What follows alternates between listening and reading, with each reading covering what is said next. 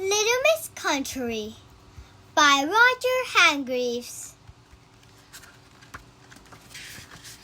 Little Miss Country always did the opposite of what you would think she would do.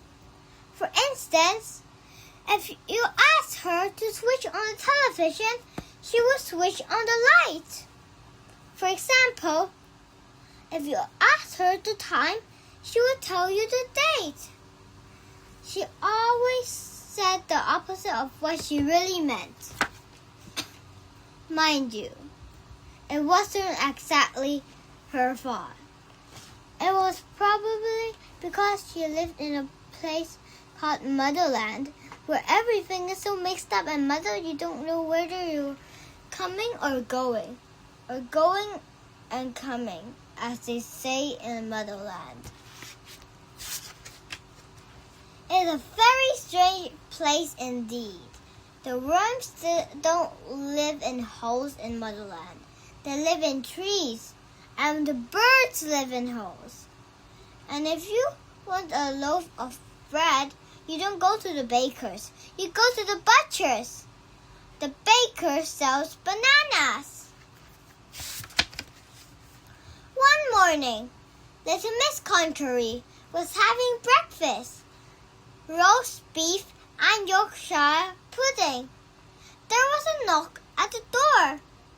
Little Miss Country didn't hear it at first because it was more of a tap than a knock.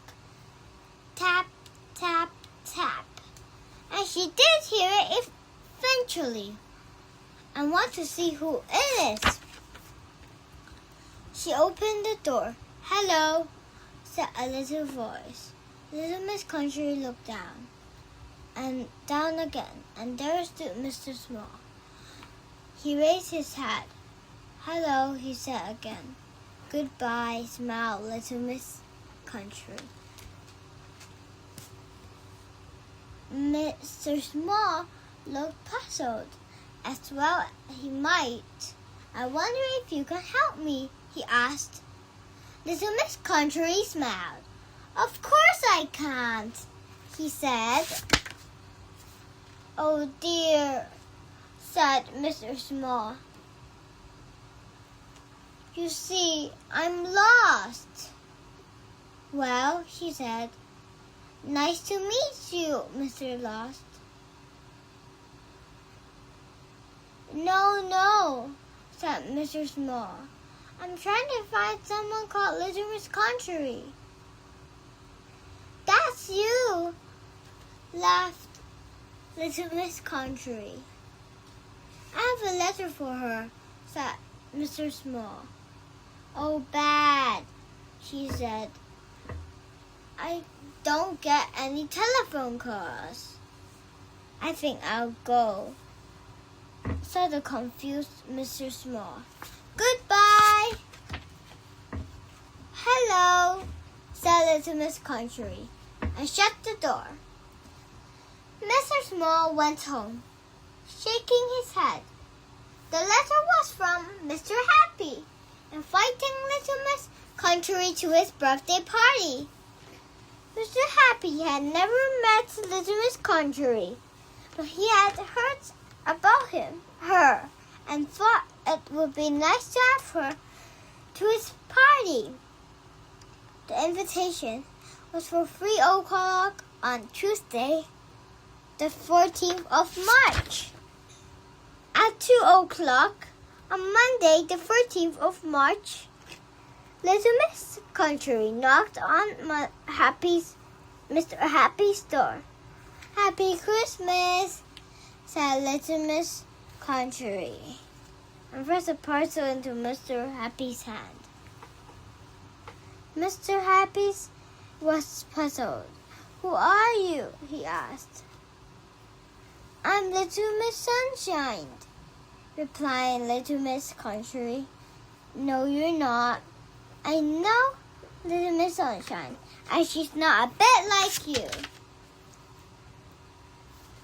And he stopped and thought.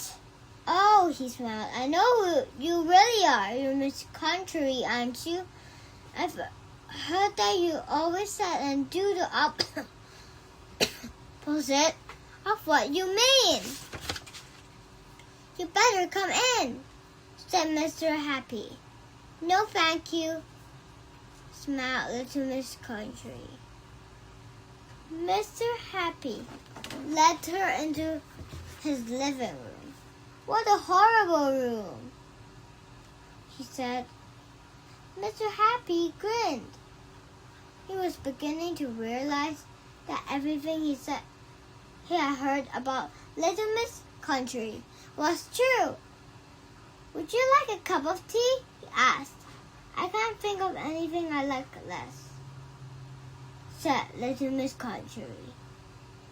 Mr. Happy grinned again and went to put the kettle on. After his tea, Mr. Happy took Little Miss Country to meet some of his friends. He had to explain to them all that what she was saying was the exact opposite of what she really meant. Aren't you thin? She said to Mr. Greedy. You have very short arms, he said to Mr. Tickles. I like your beard, he said to Mr. Fussy. Well, she said eventually, thank you for the most perfect afternoon. Now I must go home before it gets light. Perfect? Asked Mr. Happy. Perfectly dreadful, she agreed, and off she went. I say, chuckled Mr. Greedy to Mr. Happy. You do know some funny people. You can't say that again, laughed Mr. Happy.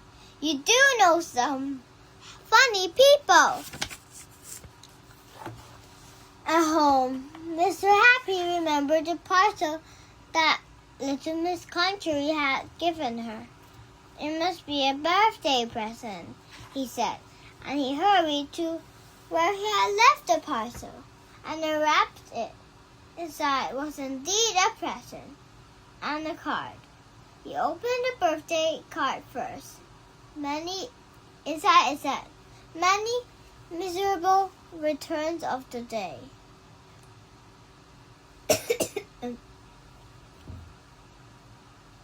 And would you like to know what the present was? A pair of socks. Well, not quite a pair of socks. One sock was white and the other was black.